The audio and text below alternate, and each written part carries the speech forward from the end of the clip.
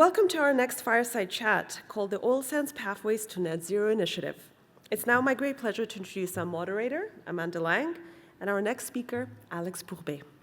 Amanda Lang is an award-winning business journalist who has been covering business in North America for 25 years. She's the host of Taking Stock, a weekly national television program airing across multiple Bell Media networks, including BNN Bloomberg, CP24, and CTV News Channel. Alex Pourbaix is the President and Chief Executive Officer at Cenovus Energy, where he is responsible for establishing the strategic direction for the company and delivering strong financial, operational, and sustainability performance. Alex took on this leadership role in November 2017. He is also the director of the company. Ladies and gentlemen, mesdames et messieurs, please join me in welcoming Amanda Lang and Alex Pourbaix. Thank you very much, and thank you, Alex, for agreeing to do this. As many of you will know, it's just the day after Cenovus reported a rather great quarter, which Alex couldn't have, well, maybe you did know when you agreed to do this, that was going to happen. Just a reminder that we are using the Slido app, so if you've got a question for Alex, we've got 15 minutes here. They will pop up in front of us, so we'll try to include questions from the room as much as we can. The really big subject, of course, there's lots of things that we could talk about, but we're going to focus on the transition that's very top of mind for your sector, for your business. And I know you're quite engaged in thinking about what this will look like. We just had a federal budget that really is a blueprint, a roadmap for how this might unfold. And we had a quite critical review from the Environmental Commissioner just this week about some of the assumptions in there. So I actually wanted to start with you. With your view of the transition and the goals in front of us, how do you think Canada's positioned right now in this agenda? I think, it's very clear this is an area of importance for Canadians. It's an area of importance for the government. In our industry, I mean, we represent somewhere in the range of about 10% of Canada's carbon emissions. So, I mean, we have been almost universally as an industry for many years of the view that we have to be part of the solution. And you've seen us, do a great many things ranging from the work we've been doing individually to the Pathways Initiative. But, I would say, I think if I have one observation I would make, I think Canadians really do need to get engaged in this discussion, because what we're talking about, decarbonizing both Canada and ultimately the world, is literally a moonshot. This is an extraordinarily challenging thing, and it's going to have very big implications to any number of features of life for Canadians. And I think everybody should get very engaged in this. And for your industry, of course, this was already on the agenda before we saw energy prices, before the pandemic, before your revenues just rose sevenfold.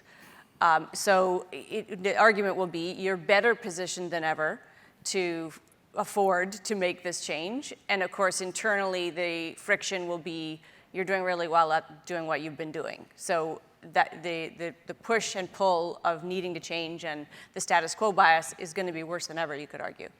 Yeah, it's really interesting. And, the work we've done with this Pathways Initiative, we estimate that to decarbonize the Canadian upstream is going to cost in the range of about $75 billion, and it's going to take 30 years to do it. And I wish I was more of an expert on energy prices, but I think it's very easy. People forget that less than 2 years ago, oil was $10 a barrel, and I suspect long before the capital projects that we initiate to achieve these outcomes are in service, we'll probably plumb the depths again. And so we look at these as multi-decade projects, and they have to be investable, and they have to be financeable at all levels. And that's really, I mean, although I think everybody in the industry would say we're doing great right now, we have to look at this in the context of a 30-year investment horizon. Definitely one thing your industry knows is the ups and downs, the swings in the cycle. In terms of the targets, I mean, when you say 30 years, that's a little bit longer than the IPC thinks we have, and longer than the government is targeting. Are the Canadian targets overly ambitious? Are we able to actually achieve what we're trying to achieve? I look at the targets. I mean, the targets are extremely ambitious, and and I think represent certainly the view of government about what a serious issue climate change is. But they are going to, my own personal view, we have set our own targets for the industry. We're talking about, the industry produces around 68 megatons of CO2 a year. We're talking about reducing that by, around a third by 2030.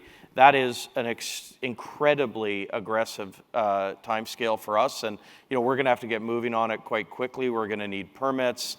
So I think I just look at my industry and I know how challenging it is. So I suspect a lot of other industries will also be similarly challenged. One of the biggest issues your industry has been grappling with, and now, of course, we throw into the mix this whole kind of trend towards not wanting your product at all, has been infrastructure, delivery to market, pipelines. You spent many, many years at TC Energy, so this is a file you know very well. Is that likely to change in any way? Do you see more infrastructure being built because of the world we live in and our kind of new sensitivity to security of supply globally? Yeah, I mean, I would kind of put it back to really our view as an industry and why, for example, all the oil sands players got into pathways. And, I think one thing that everybody agrees on globally is that just about no one is of the view that we're not going to be needing significant volumes of oil and gas for the coming decades. And, and I'm not sure if it's going to be 100 million barrels a day in 2050 or if it's going to be 50 million barrels a day. And our strategy has really been as an industry, if we can decarbonize Canada's oil production, we should be the preferred global choice for whatever that is, whether it's 50 or 100 million barrels a day. Let's make Canada the preferred ESG choice for oil, and I think that is where we're really going at this, and I think there's opportunities. If we're able to do that, you could see a scenario where oil production increases from Canada because, as I said, I am highly confident that demand for these products is not going away in a very short order. So then that increases the urgency to use new technologies, to continue what you and your peers have been doing for a long time, which is trying to be cleaner and more efficient. Now, of course, the bar is raised very high. I want to talk about carbon capture and the goals that are in place. Are they realistic? Is that the answer? Do you keep producing? Do you see a future where Cenovus does what it does, but it's, reduces its emissions through that kind of technology? Yeah, very much so. And I think most people in this room would know that the federal government came out with a proposed investment tax credit for carbon capture. I think that is a fantastic step and is really indicative of how industry has been able to work with government and vice versa to really try to find constructive solutions. And, I think ultimately there's going to be, this is why we called our group Pathways, because there's actually many ways we're going to solve this problem.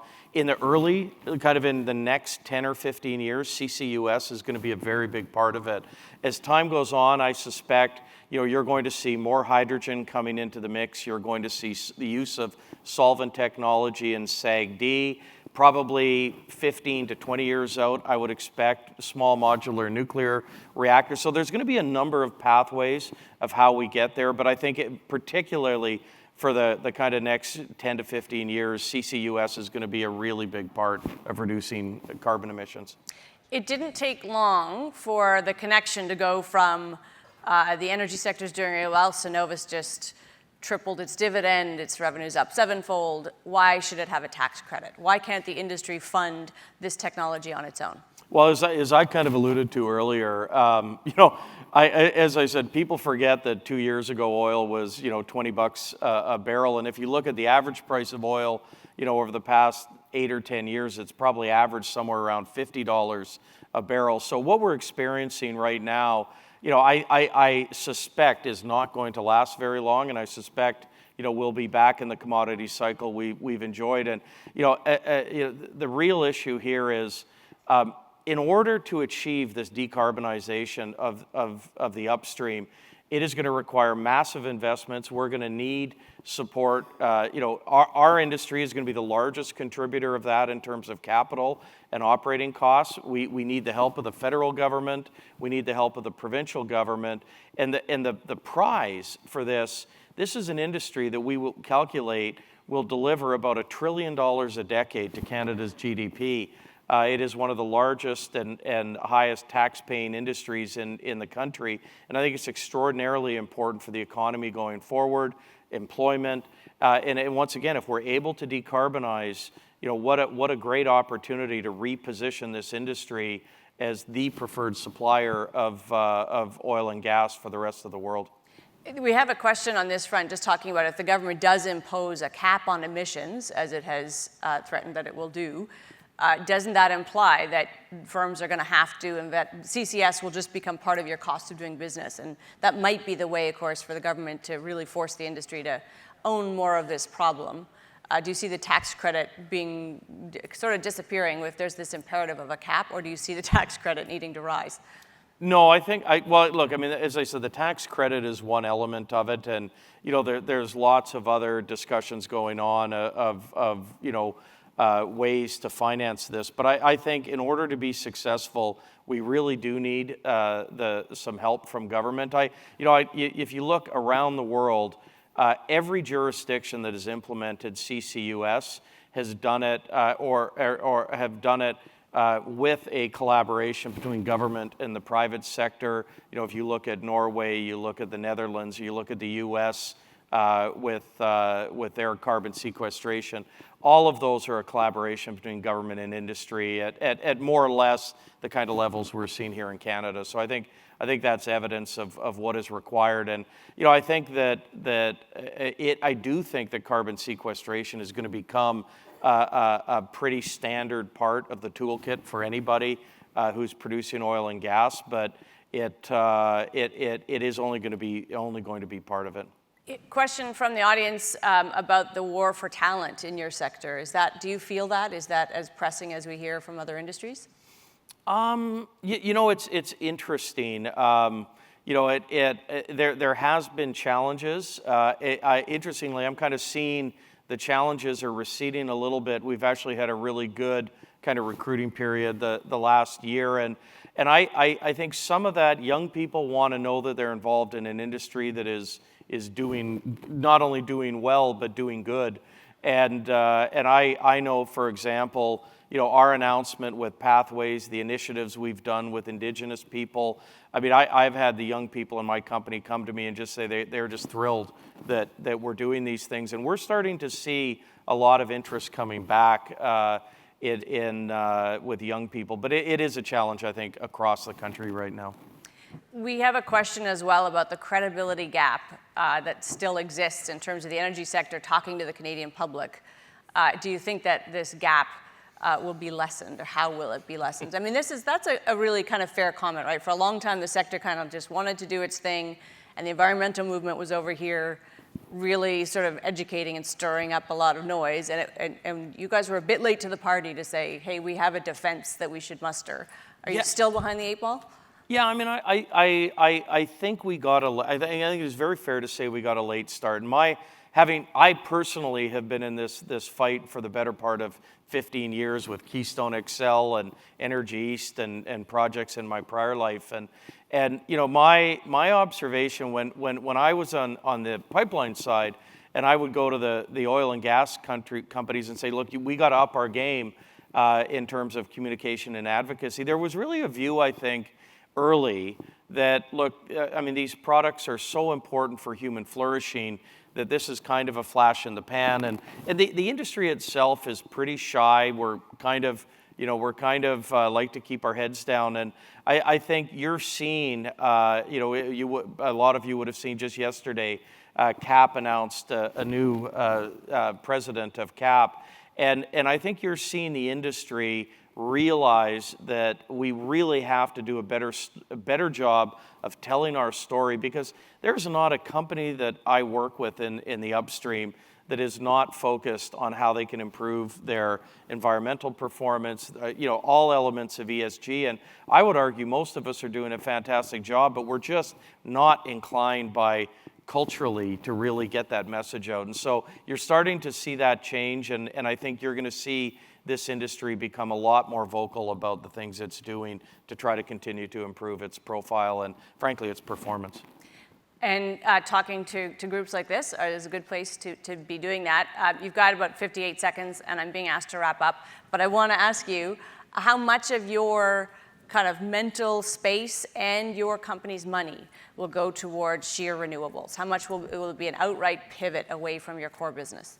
You know, my view on that is our strategy as a company is to do everything we can to produce the cleanest barrel of oil and gas that we can. My view personally, for us anyway, you know, if investors want to invest in renewables, I think they can invest in renewables. I don't know that they need us to do it for them. And I think we have certain competitive disadvantages against some of the big players on the renewable side. So you'll see us play around renewables on the sides. We're gonna, you know, we are already, we just announced a deal recently where we're buying a renewable power from a local Indigenous First Nation. So you're gonna see us doing those sorts of things, but I wouldn't expect to see Cenovus becoming a big renewable player. We're gonna really focus on decarbonizing our production. Alex, it's a pleasure to have you here. Thank you for this. Thanks so much, Amanda. Alex Pourbaix.